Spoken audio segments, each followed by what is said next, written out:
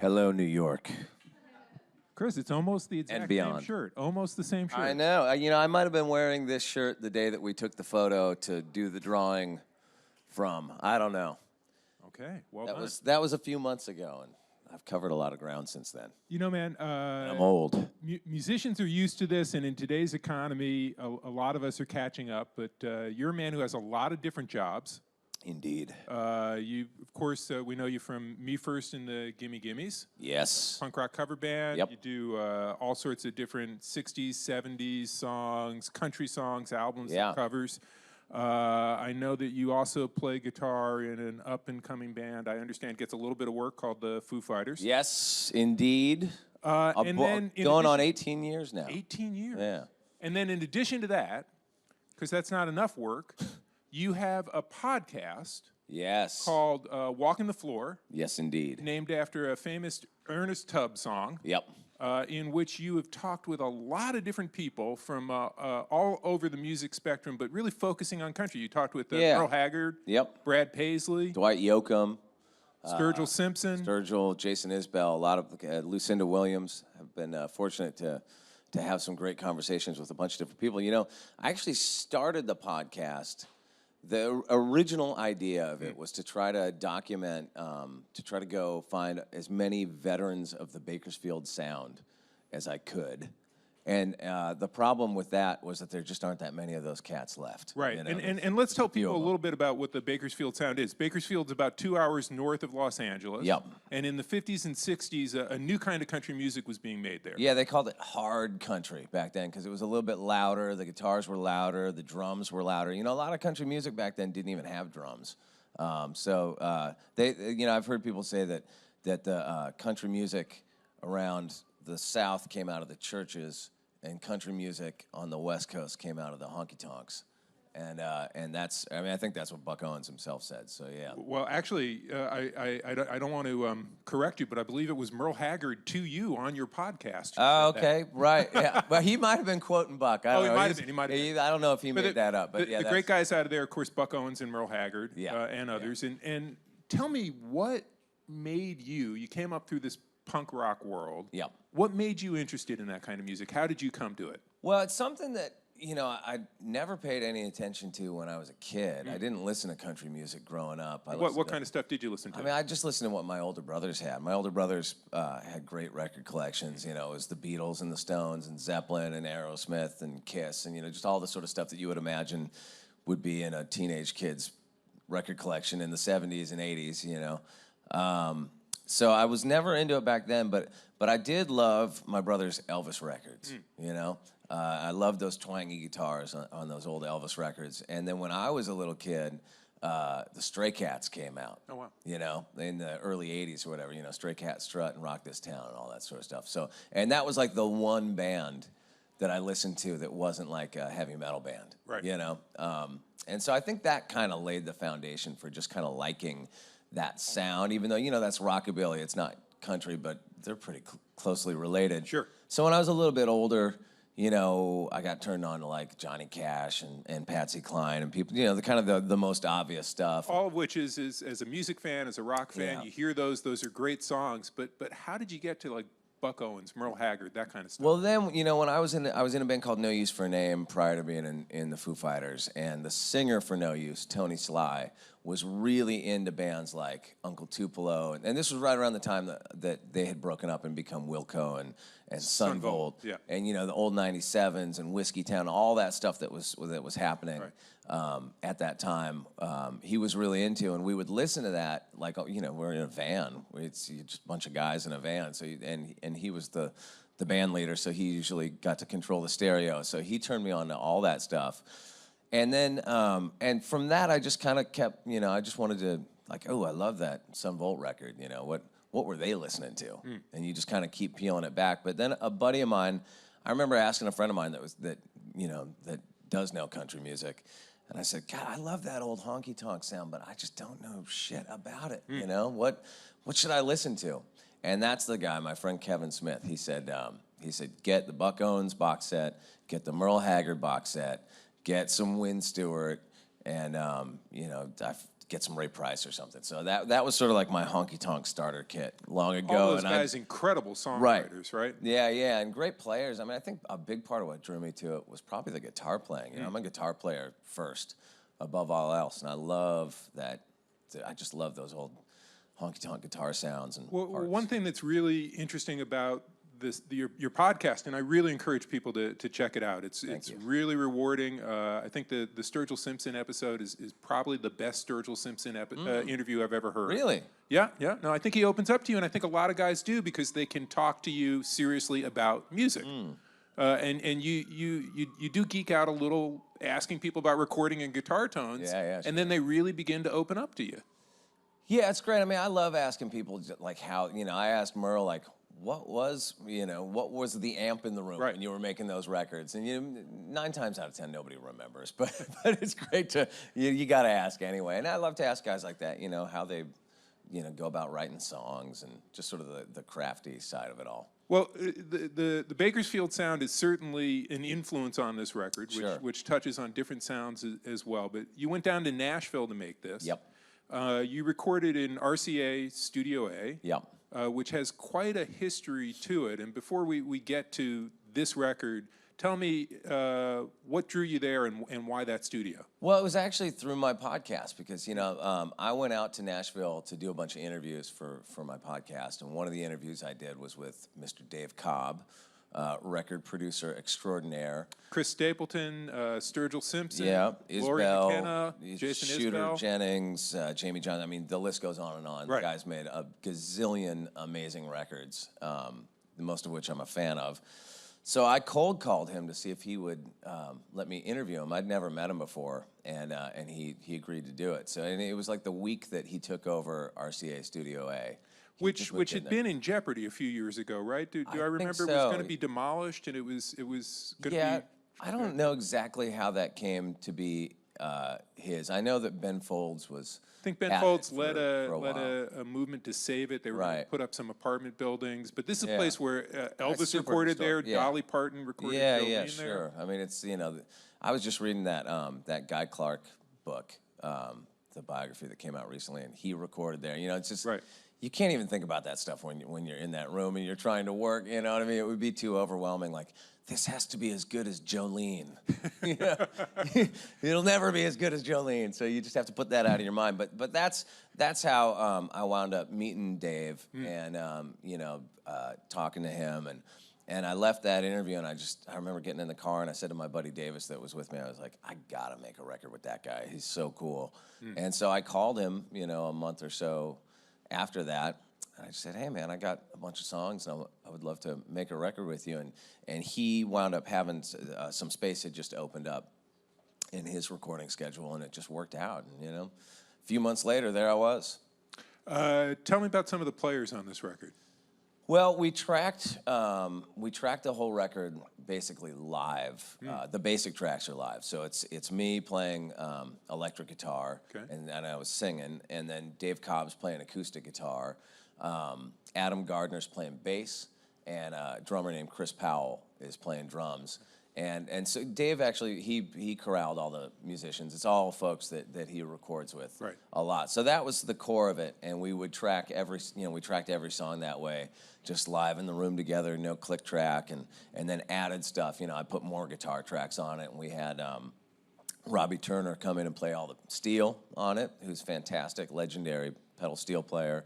A guy named Mike Webb came in, did some keys, and then there's a singer named Kristen Rogers, did all the harmony vocals, which was funny because I didn't even meet her while we were making it. She was actually out on the road, and one day I said to Dave, like, hey, who's that gal that you said could maybe do the harmony vocals? He's like, don't worry about it. I sent her all the songs already.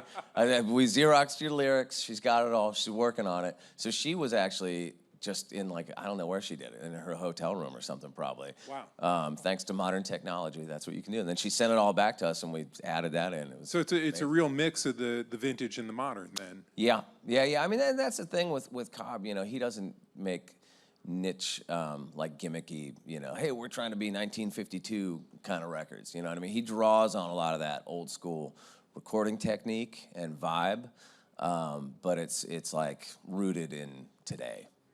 Well, tell me a little bit. Let's start with the title track to the record, which is about growing up in a West Coast town. Indeed. Yeah, I mean, I grew up in Santa Barbara, California, and had been wanting to write a song about, my experiences growing up for quite a while, and went through some different phases of how to approach it lyrically. I mean, at one point, I was kind of trying to ape this David Allan Coe song, and it was almost like a boasty sort of, it was almost like hip hop, but I mean, not like musically, but in terms of like the sort of lyrical approach to it. So that just went through a bunch of different phases, and then the version of that song that I took with me to Nashville was pretty radically different. The phrasing was all different. It was like way more laid back and like almost sounded more. I remember when I wrote it, I thought like, God, that's the most modern sounding country song I've ever written. And when I took it out there and Cobb listened to it, I think he put on an old Buck Owens track and was like, we should do it like that. I was like, sold. Right. So he just totally flipped it on its head and turned it into, what it is. I mean, that is one of those tracks that has that real Bakersfield twang and pop to it. Yeah, it's got a little shuffly bounce to it. Yeah. Lyrics are a little bit about growing up. You personally talking about your brothers, your mom raising you on a county salary, if I remember correctly. My mom was a probation officer, for most of my childhood. Yeah. Hang 'em high, Watson. That's what they called her. Okay. They didn't call her that. Okay. She was actually very, very sweet. But yeah, it's funny when I tell people that my mom was a probation officer. They're always like, "Ooh, that must have been rough." But it's also a little bit. You mentioned I grew up in a West Coast town before they really chased the blue collar folks out, right? Well, when I was a kid, my memories of my neighborhood in Santa Barbara was that it was all just like working class people, and sadly, like when my mom moved out of Santa Barbara it was years ago now, after she retired, she couldn't afford to live there anymore. I mean, that's what, for me, I was referencing. My mom can't live in my hometown because she can't afford it, know? Right. It was, and Santa Barbara's still great. I love Santa Barbara, I hope someday I'm going to move back to Santa Barbara for sure. But it's not the same place I grew up in that sense, and I think that's happened everywhere. It's working class people have been priced out of life in a big way. And then there are other sorts of songs on the record. A few heartbroken songs, a few up late drinking songs. Where'd those come from? I don't know. It's funny you bring that up because I've been out on the road doing this tour for the last few weeks, and the first show, I live in LA and my band's all based in LA, and the first show was up in Portland, so we had a pretty long drive to get up there, and I was in the back of the Sprinter van trucking down the highway, and I get this text from my wife because I had just gotten like some advanced copies of the record right before I left, and I left one sitting on my desk. She's like, "Yeah, cool. I was just reading through your lyrics on your new record. Looks like you wrote a bunch of songs about us getting in fights, and then there's some that clearly aren't about me." there is one about a hotel, and that was actually, she referenced that one. She goes, that was her next text. It just said, "Room 102? Yeah. Question mark. I think the Flying Burritos brothers used to call that the Gilded Palace of Sin. Exactly. I don't know how gilded that palace was. But, songwriting's like, you take a lot of stuff from your life, but my life now and say my life 20, 30 years ago is pretty different, I'm like embarrassingly domestic nowadays. I got 3 boys at home, and I lead a pretty suburban life. So it's hard for me to write about that. It's I think I draw lyrically from like, the sort of time period a little before things settle down. Your wild youth? My wild youth, indeed.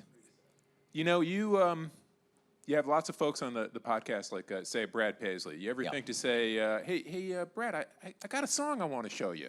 Because a guy like that records one of your songs, you'd be able to be domestic for a while. You know what? That's a good idea. And Brad, if you're watching, feel free, to cover any of my songs. I'll give you a good deal. No, that would be great. I mean, that's never happened yet, but you're right. I should be more proactive handing them, here's my publisher's contact. Let's do this. I did reach out to, I actually did reach out to Steve Earle when I was writing these songs through his management, and because I had interviewed him, and I thought it'd be great to write a song or two with him, and he actually came back, or at least his manager told me that he would, but then, we just never got together and did it. So hopefully one day. I would love to write with some of those cats. Yeah. It'd be great. Well, the next record, Yeah. all co-writes. You're going to play a few songs for us, but before we get there, we got time for a couple of questions. Sure. Hey, Chris. Thank you for being here. What was the inspiration behind the album art? Behind the album art? Oh, that's a good question. The guy that did the album art is a man named Jason Noto. He's done a lot of artwork for the Foos over the years, and I'm a big, big fan. And I was looking at, I told him I wanted it to be kind of retro, but not too retro. And I love that like pop art style. And I think I was looking at some of the stuff he had done on a bunch of skateboards, and I told him that I loved that. So I think he was kind of drawn from that style. But really, like, I wanted this to be kind of reference some things in my hometown, where I grew up in Santa Barbara. There's a lot of oil rigs out. I reference it lyrically on the record. And there's a lot of tar on the beach because of it, because we had a big old oil spill before I was born. But my whole childhood, was spent at the beach. And every day I would come home and there'd just be tar all over my feet, and you'd have to get your Crisco out and get it off. And that guy's a coyote, but he's kind of referencing my dog, Lucky, in truth. And then if you look on the back cover of the record, which we don't have up here, I had him draw like a honky tonk, kind of based off like the Palomino and those old honky tonks. But if you look closely, it's called the Red Barn, because when I was in high school, there was literally this little red barn in Isla Vista that you could rent out from the city and go play shows at, and it was great. And somebody would come unlock it, and the power was on a timer, and bands would play there. My band played there like a million. Summer of '87, I think we played there like 5 times. It was like, as many times as we could. But every gig you ever went to at the Red Barn, the power would just shut off in the middle of the last band's set, and you'd be like, all right, let's go down to Del Playa and go to find some keggers. Hey. One back here. Hey, Chris. How similar do you feel like country music is to you compared to like the alternative and grunge or like punk music? I think it's pretty similar. There's some like stylistic differences here and there, but especially like you mean like modern country compared to modern rock? I think it's interesting. I think modern country and modern rock are very, very similar. I interviewed a young up-and-coming country singer not too long ago named Tucker Bethard, I'm probably mispronouncing his last name. And you listen to his stuff, man, that could be on alt-rock radio. They're not miles away from each other. I think people tend to think they are just because they've got different names. But even if you go back to like early Buck Owens, listen to some early Buck Owens and compare it to some Carl Perkins or something of the same era, and it's pretty similar, and I think they've always been kind of like kissing cousins, And if you go to a country show now, you're gonna hear some rock guitar playing, right? And I think over the years, all the heavy metal people that lived in LA in the '80s moved to Nashville and got gigs out there. Seriously, I'm not kidding. I think that happened. Yeah, right up front. Hi, Chris. Thank you for being here. I'm such a big fan. Oh, thank you. So my question for you is about when you're on tour. What's your favorite U.S. city to play and why? Ooh, that's a tough question because they're just all so great. And I don't want to offend anybody. No, we just played actually we just played this club called Pappy and Harriet's that's in a place called Pioneer Town out in the desert in California. And it is the greatest venue in the world. It just looks like, if you imagine what a Roadhouse honky-tonk looks like, that's it. And it's on this, it's in this area that's an old movie set, Old West town that they used to shoot Westerns at. So like, especially for what we're doing, it's like heaven, You walk down the street, you're like, where the fuck's John Wayne, man? We're gonna have a shootout. And surprisingly, our LA show was amazing. Like, I live in LA. LA is like, gets a lot of music through there. It's a crowded city in that sense, and LA shows, just like any big city shows, tend to be a little stale normally, but God, we had a great show. And plus it's awkward because your family and friends are there, so they're going, come on, dude, stop acting like that. We know you're acting. But it was great. So, yeah. Well, all right. Chris, we're going to leave it there. All right. We're eager to hear some music, so thank you very much. Okay, thank you.